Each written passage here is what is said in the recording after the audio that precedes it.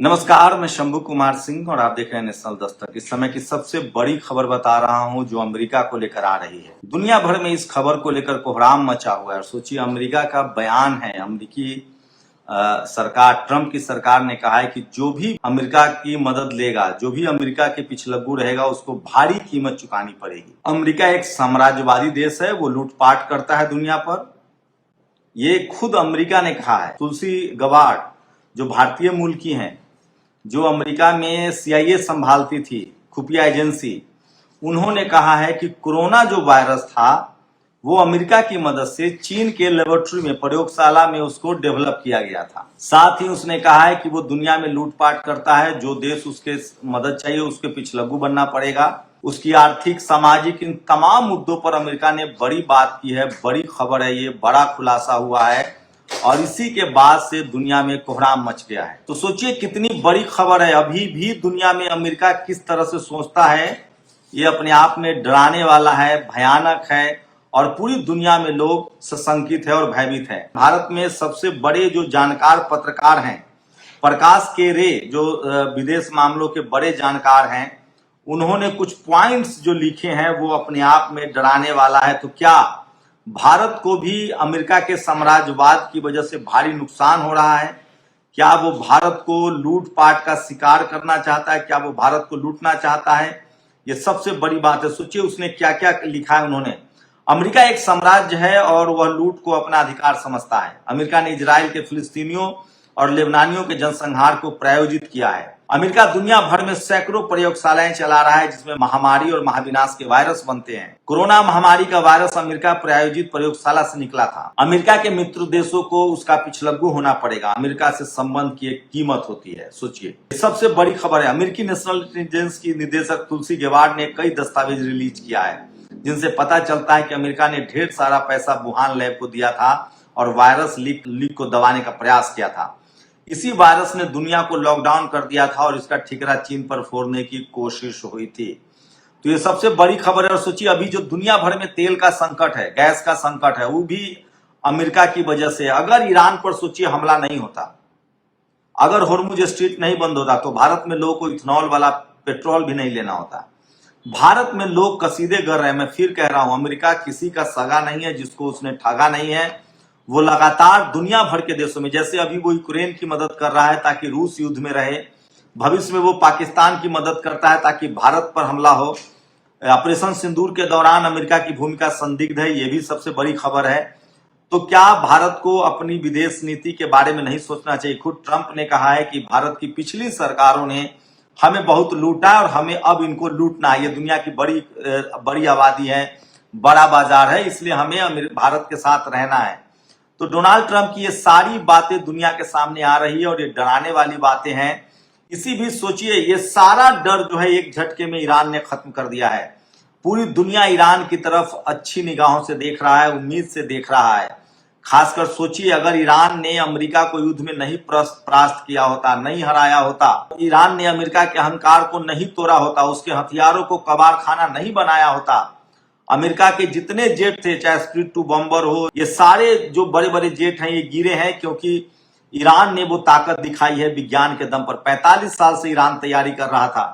तो पूरी दुनिया को ईरान के साथ खड़ा होना चाहिए। डोनाल्ड ट्रंप की पूरी नीति सबके सामने आ गई है और सबसे बड़ी बात है कि जो खबरें सामने आ रही है, खाड़ी देशों ने भी लगभग इस युद्ध में ईरान का साथ दिया है क्योंकि वो भी अमेरिका से मुक्ति चाहते हैं। अमेरिका ने सुरक्षा के बहाने खाड़ी देशों में अपने 150 से ज्यादा सैनिक अड्डे बना रखे थे। खाड़ी देशों का जो तेल का कारोबार था वो उसको अपने डॉलर में करता था।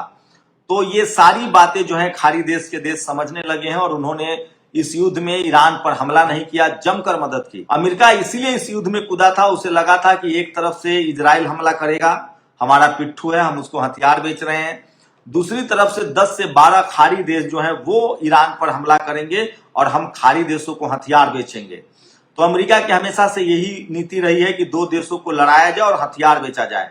अभी भी यूक्रेन में वो लगातार हथियार दे रहा है और रूस से उसे हमला करवा रहा है। चीन को लेकर भी उसकी नीति है कि ताइवान, वियतनाम और जापान को मजबूत किया जाए और चीन को युद्ध में उलझाया जाए। लेकिन चीन सीधे सीधे न तो ताइवान, वियतनाम और न जापान को धमकी देता है, वो सीधे सीधे कहता है कि जो इस युद्ध को भड़काएगा, जो इन देशों की मदद करेगा, हमारे मिसाइल्स वहां तक पहुंचेंगे। तो धीरे धीरे सब कुछ छटने लगा है और 21वीं सदी में मुझे लगता है कि अमेरिका की जो बड़ी बादशाहत थी उसको ईरान ने चैलेंज ही नहीं कर दिया है बल्कि घुटने पर ला दिया है। समझौते की बात है तो होर्मुज पूरी तरह से बंद हो गया है क्योंकि लेबनान पर फिर से इजराइल ने हमला किया था और ये बात तय है कि अंत तक अमेरिका शांति नहीं चाहता है, इजराइल भी शांति नहीं चाहता। इजराइल की अपनी मजबूरी है, बेंजामिन नेतन्याहू को अब आज न कल जेल जाना पड़ेगा क्योंकि बेंजामिन नेतन्याहू पर भ्रष्टाचार के बड़े बड़े आरोप हैं। उसे तभी तक वो सत्ता में है जब तक वो इस युद्ध के बहाने इमरजेंसी लगाए हुए है। जैसे ही इमरजेंसी खत्म होगी, युद्ध खत्म होगा, उसके ऊपर बड़ी कार्रवाई हो सकती है। ट्रंप के साथ भी यही मसला है। ट्रंप का एप्स्टीन फाइल में नाम है और वो जैसे ही युद्ध समाप्त होगा उसके खिलाफ जांच होगी। दुनिया को पता है कि एप्स्टीन फाइल का जो जड़ है, जो चाबी है, वो बेंजामिन नेतन्याहू के पास है। एप्स्टीन खुद एक इजरायली नागरिक था और उसी ने दुनिया भर के नेताओं के वीडियो बनाए हैं। तो सोचिए, दुनिया भर के नेताओं को ब्लैकमेल किया जा रहा है और जो नेता ब्लैकमेल नहीं हो रहे हैं वो करारा जवाब दे रहे हैं। आपने देखा इटली की महिला प्रधानमंत्री मेलोनी ने किस तरह से ट्रंप को खुला जवाब दिया। ट्रंप के बेहूदगी भरे बयान को लेकर मेलोनी ने साफ कहा, हमें ट्रंप को जवाब देना बहुत जरूरी है, वो अपने साथी देशों के साथ ऐसा कैसे कर सकते हैं। वहीं यूरोप के देश जो हैं वो बहुत सावधान हो गए हैं, सचेत हो गए और उन्होंने लगभग रिश्ता तोड़ लिया है अमेरिका से। यूरोप को पता चल गया है कि अमेरिका जो है वो मदद से ज्यादा शोषण करता है। इसी तरह से अफ्रीका में आपने देखा था कैसे एक शासक बने हैं, उन्होंने कहा था कि हम यूरोप को सोना नहीं लूटने देंगे। तो ये सब जो खेल है ये बड़ा खेल है और मैं इसीलिए कह रहा हूं कि इस दुनिया को अमेरिका ने अपने तरह से डिक्टेट करने की कोशिश की है और उसकी सारी पोल पट्टी जो है अब दुनिया भर में खुल रही है, उसके सारी सच्चाई सामने आ रही है। लेकिन इस सब के लिए ईरान की तारीफ करनी होगी क्योंकि ईरान से युद्ध हारने के बाद डोनाल्ड ट्रंप जो है वो उसे समझ नहीं आ रहा है कि वो क्या करे क्योंकि उसकी सत्ता जाने वाली है डोनाल्ड ट्रंप की।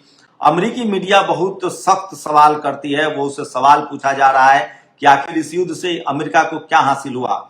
इस युद्ध में अमेरिका को सबसे बड़ा नुकसान झेलना पड़ा। इतना बड़ा नुकसान अमेरिका को कभी नहीं झेलना पड़ा था।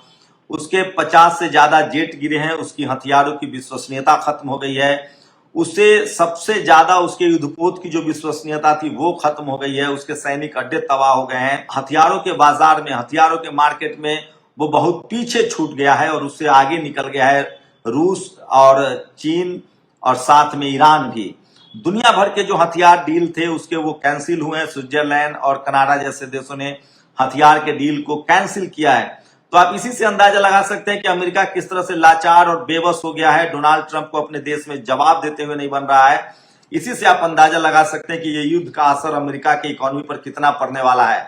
रही बात होर्मुज बंद की, तो ईरान ने साफ कहा है कि जब तक 320-25 बिलियन डॉलर का हर्जाना नहीं होगा होर्मुज नहीं खोलेगा। अमेरिका अभी भी वेट एंड वॉच कर रहा है। 60 दिन का मोहलत उसने इसलिए दिया है क्योंकि उसे पता है कि 2 महीने का उसके पास तेल और गैस का स्टॉक है। ट्रंप की कोशिश है कि ईरान को किसी तरह से झुकाया जाए और बिना पैसे के इस युद्ध के समझौते से निकला जाए। लेकिन ईरान के रणनीतिकार, ईरान के जो नेता हैं वो साफ हैं, क्रिस्टल क्लियर हैं। वो समझ चुके हैं कि अमेरिका से अपनी रक्षा कर सकते हैं, इसलिए हम अमेरिका से डरने की जरूरत नहीं है और होर्मुज पर पूरा कंट्रोल जो है वो ईरान का है। तो अमेरिका अब चाहकर भी ईरान को नहीं डरा सकता है क्योंकि ईरान के साथ नॉर्थ कोरिया, रूस और चीन भी खड़ा है। इस युद्ध में अब अमेरिका नहीं जाएगा, ये तो पक्का पता है क्योंकि उसका सारा हथियार फ्लॉप हो चुका है। उसे अब कोई नया डिफेंस लाएगा क्योंकि ईरान के वायु सीमा में घुसने वाले किसी भी जेट को ईरान ने न गिराया हो, ऐसा नहीं हुआ है। तो अमेरिका भी इस युद्ध में नहीं जाएगा, वो प्रॉक्सी वॉर ही लड़ेगा, वो इजराइल के कंधे पर रख के बंदूक चलाएगा। लेकिन उसमें भी नुकसान है क्योंकि ईरान दूसरे देशों की तरह व्यवहार नहीं कर रहा। वो साफ कह रहा है कि हमारे लिए अमेरिका ही दोषी है, अमेरिका के सह पर ही इजराइल हमला कर रहा है। वहीं इजराइल पर फिलिस्तीन का हमास, हिजबुल्ला और हुती का भी अटैक होगा। तो दुनिया भर की जो राजनीति है वो बदलने वाली है और उन देशों को सोचना पड़ेगा जो अमेरिका पर निर्भर है कि अमेरिका एक शोषण करने वाला देश है, साम्राज्यवादी देश है। ये बड़ा खुलासा है कि कोरोना वायरस भी अमेरिका ने बनवाया था। सोचिए, आप लोग अपनी राय जरूर दीजिए। शुक्रिया। नेशनल दस्तक की आपसे गुजारिश है कि अगर इसको बचाना चाहते हैं तो नेशनल दस्तक को सब्सक्राइब करने के लिए रेड कलर के सब्सक्राइब बटन को दबाएं, फिर बेल आइकन की घंटी दबाएं। नेशनल दस्तक को बचाने के लिए बहुत जरूरी है कि हर खबर को शेयर करें, लाइक करें, कमेंट जरूर करें।